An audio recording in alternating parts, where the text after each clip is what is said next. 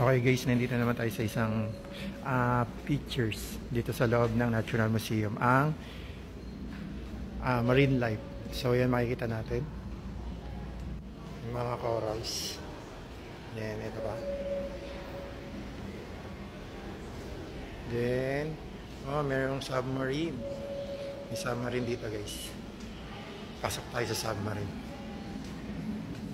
Oh wow, ang ganda. Makikita natin, no? Guys, nandito sa loob ng submarine. Ayun, no? Wow. Ganda.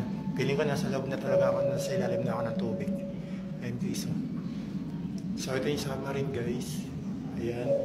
So, sisilip tayo ngayon sa bintana ng submarine. Diba, guys? Ang ganda.